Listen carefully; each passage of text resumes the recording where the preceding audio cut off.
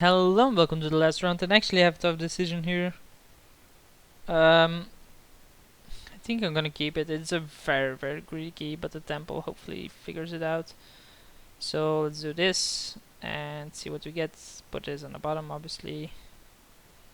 We have 6 blue sources, which might be enough if he's not an aggro deck. And any non-island we draw usually is a card that we can cast.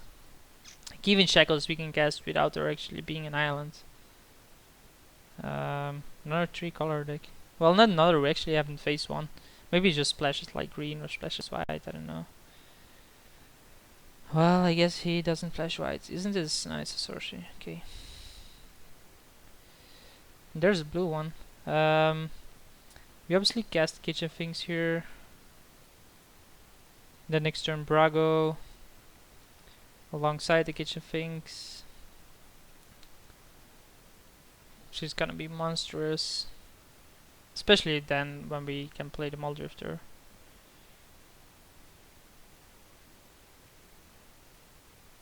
That's a nice one. Because now his tokens are gonna be bigger, stronger, better. So they're gonna trade with the things.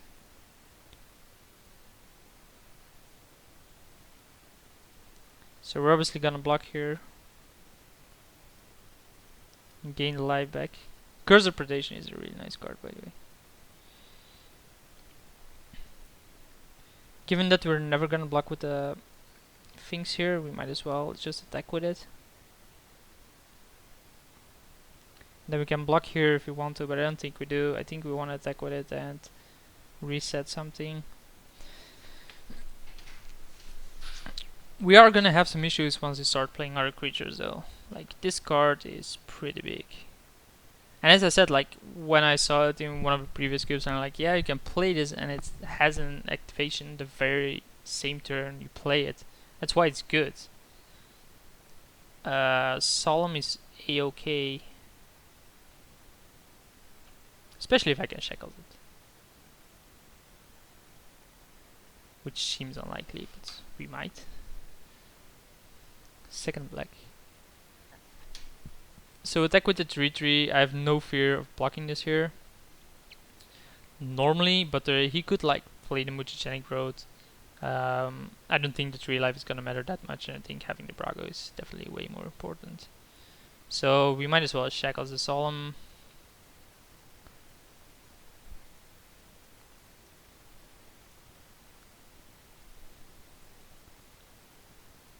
Attack with both of these.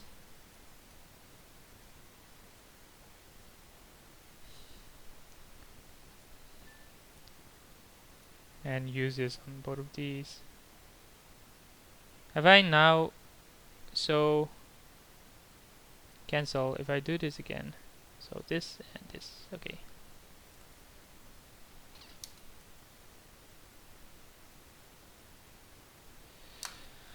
So that comes back. I gain more life. And we're up to his turn. Like I'm basically winning the race anyway. And then next turn with Muldrifter, we're just gonna be drawing cards as well. So it's a 4/4. I think we block with the Solemn.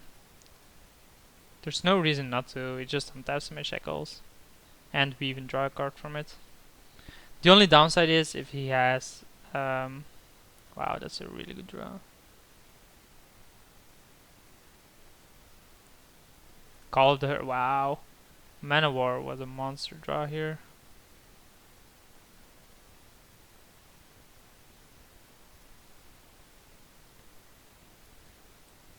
So we Mana War a token.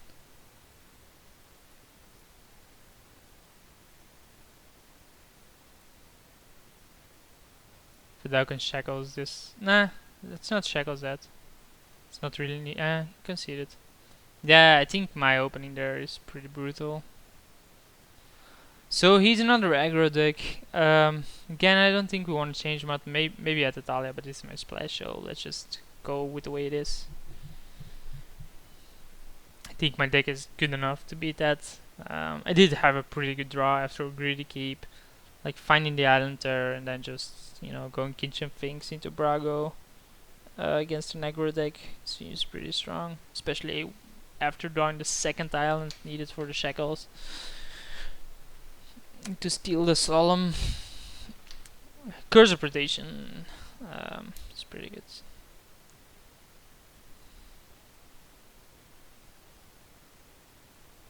Oh, it's pretty good, I mean, it's bonkers. I really think it's a really good limited card. And I haven't really played that much limited, so when I say something like that, definitely keeping this. We can play Augur into Kitchen Finks again. Opponent has a 1-drop this time. Tomb Traveler. So he definitely is the max aggro deck. So Breeding Pool, no. That's a turn. So more tokens for him. If he has Curse of Predation again, then it's gonna be really good. But if he doesn't, then Augur of Balls is gonna stop it. Even with Curse of Predation, Kitchen Finks can still trade with it, but then he has a 1/1, which I have to into the roll. Seems very likely he has a 2-drop. No, it's just a birds. Still a good one. Just the birds. Just a card that's still pretty good. Do we get something? Come on, bro. Don't leave me in. What's the word? Like, when you have to wait for something. Oh, there goes the Manowar and the Brago. Wow, we would have had Manowar and Brago drawn. Wow, brutal. Why did I play this card again? Maybe I want Talia over Augur. Like, Augur seems pretty bad.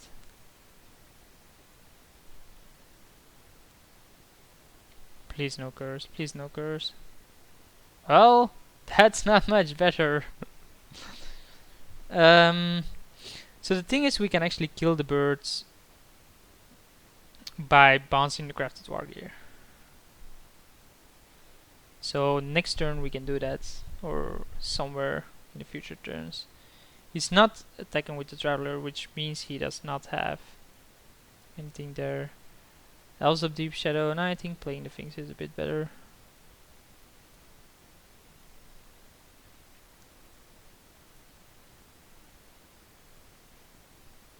We can attack for 1. Like, this can block this anyway, so might as well attack for 1. Maybe he blocks and then he gets a flying token, that's fine. Us killing the birds next turn by bouncing the Crafted Wargear seems strong. Plus we draw a card from it. So he loses tempo, we draw a card. I think we could even win the race then. Well, that's given the board situation. It's very likely my opponent is going to cast something else. Have no clue why my opponent plays black though. Have you seen a black card previous game? I'm not sure. Troll Aesthetic is a nice one. So this is obviously better for the into the roll.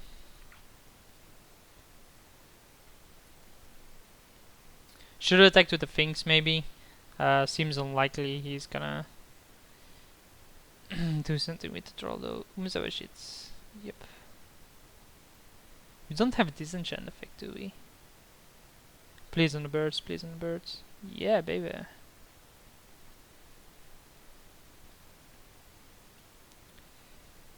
Okay, you can attack.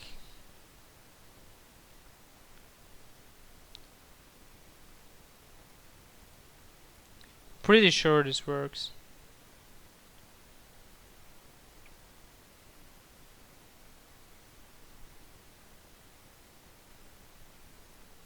It does.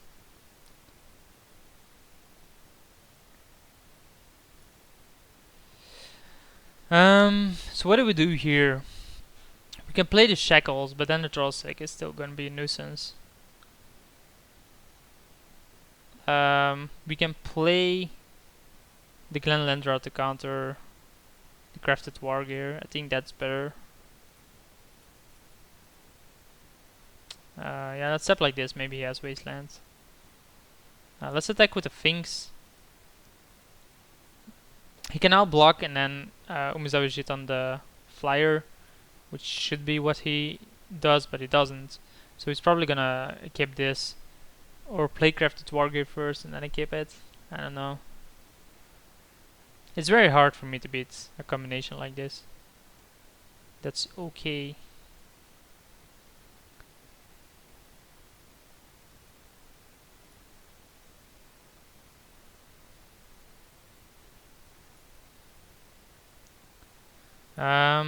Think we want to block it. Obviously not with the Glenlandra.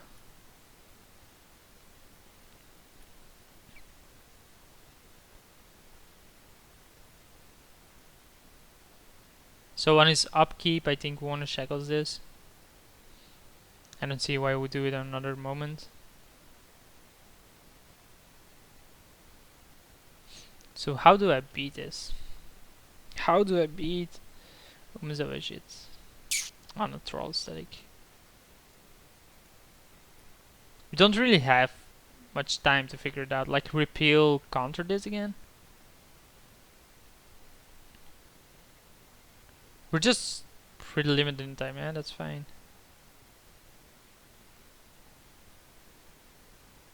That's fine. It's gonna come back anyway. I'm not sure if that's the correct play on his end. Because now we can just take the Toon Traveler, block, hit him for 3. Come on, man. Let me get it back.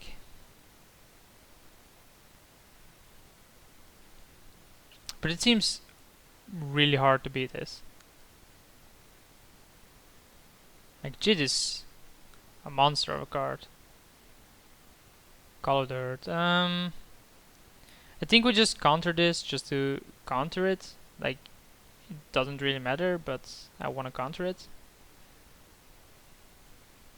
I know it seems weird to do so because of crafted. Oh, wow. So when I said I want to draw Awakening Zone, I really meant I want to draw Awakening Zone. Now you might ask why Awakening Zone? Well, because you can block Jit things, and after blocking with after blocking Jit equip targets, we can we can then sacrifice it so it doesn't get counters, which is a way to beat this. Or probably one of the best ways to beat it. Unless he has flyer. That's all fine. Yeah, that's also fine. So on an island then, I guess. Although we can just block it, but then he has a flyer. So what does it say again? Equip 0, yeah. I don't think we want to block it yet. I think we just take the hit. Oh, he's not gonna attack with it. Okay.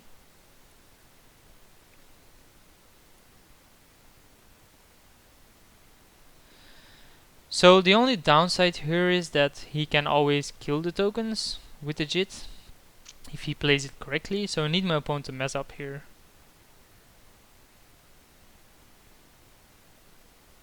I think the best way actually is to sacrifice this somehow. Yes. Yeah, to get that sacrifice somehow, and then so equip, but then he can't re-equip. So that's a downside. We can attack and then get a token. I think we're gonna do that. Attack and then he maybe uses this and that.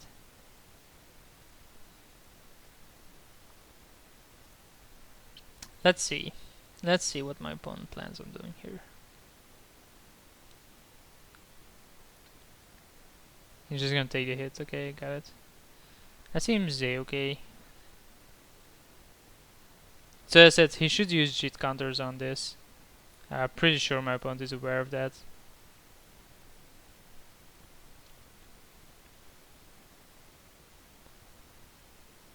What would be my best draw outside of Sphinx's Revelation? Maelstrom, Pulse, and the Shackles. Wow. Yeah, okay.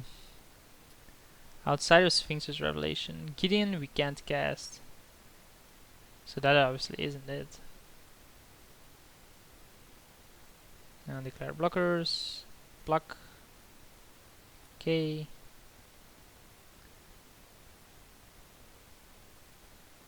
Hey bro, you wanna know something?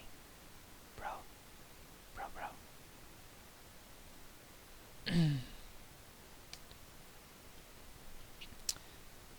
Yeah.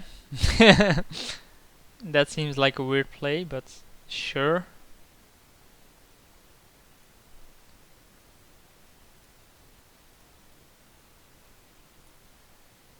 Okay. Yeah, that was a pretty weird play there. Gather downspoke. Okay. Okay. Yes. Well, shardless is a start. Although we probably want to hit ponder, right? Okay. Well, can get what you want apparently. I guess we don't want this. Like we can play the Drifter, but we then just get those two cards, which isn't really the cards we want. So I think we put Drifter and then click no. Then we draw a Drifter anyway, so okay. So that's a good one then, to do it that way.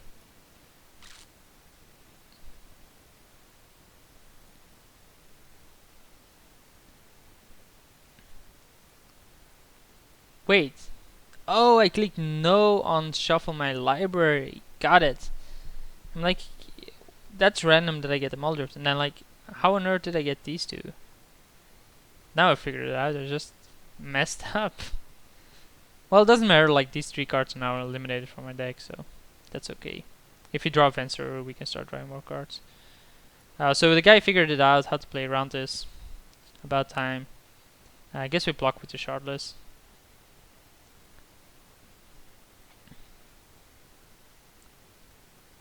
Although we can just take a single hit from it. He has no cards in hand. I still think the best way to win here on his end is just sacrifice this, get a flyer, and start smashing with the flyer. Like if he did that previously, he would have already been in such a winning situation. We can block the 4-3 with the kitchen things, but then he gets the flyer. So I think we block like this. I don't think we want to give him a flyer here. Not yet, at least. Take the 3 here, sure. Yes. Like I still think like just sacrificing a Jit counter to make a flyer and then keep it to a crafted war gear is the best play he can do.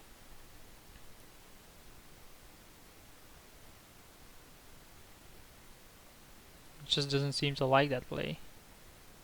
Yes. Not really draw once, but it's an okay draw. We can attack for 3, bring him down to 8. We have not enough blockers, I think. No, we have enough blockers. He has 2 counters on this, so maybe not.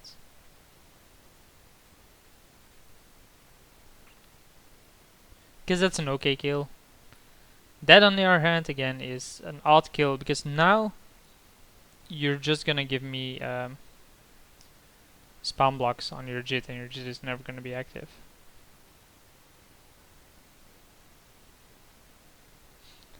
And just screwed up again. And it's immediately punished.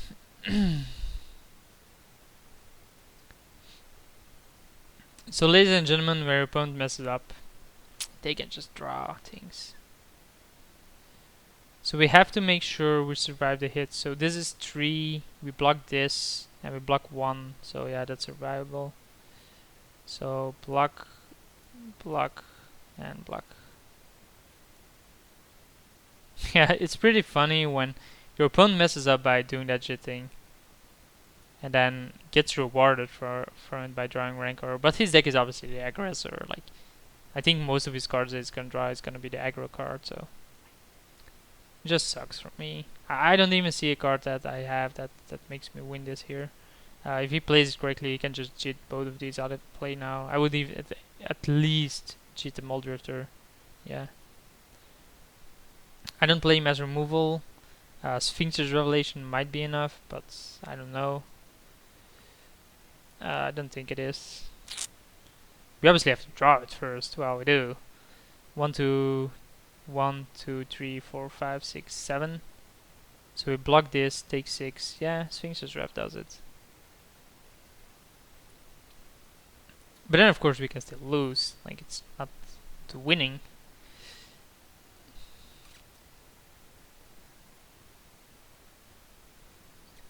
Because we will be hampered by mana and stuff.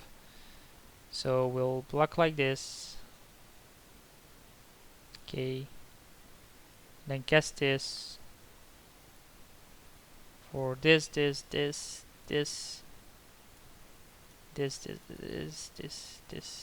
this.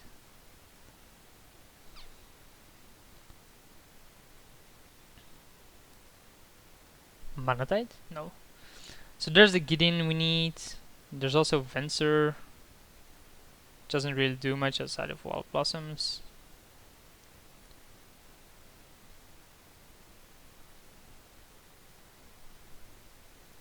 Okay, yes. So I think we just messed up by playing the wrong land first. We should play the Reflecting Pool. There's also Wolf here, which helps me now. Like this. And use it on the wall, I guess, because he can always kill the Eldrazi token. I think we then have to do Venser with the wall. Cancel. We can do Venser on the wall.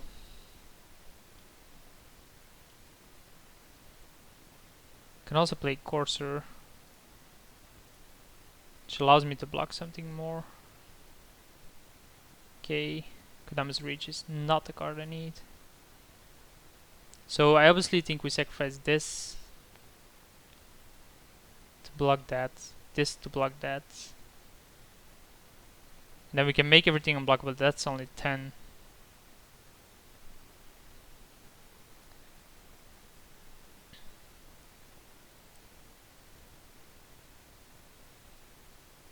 So he's attacking with everything again.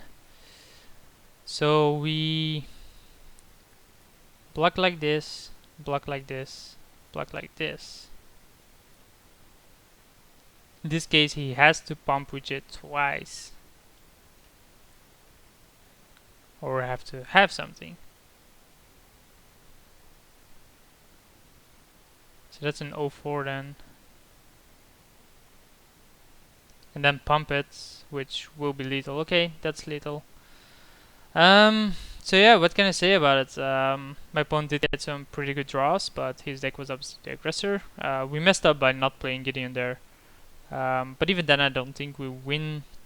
Play Gideon, play Wolf here. Play Gideon, play Wall, play Wolf here.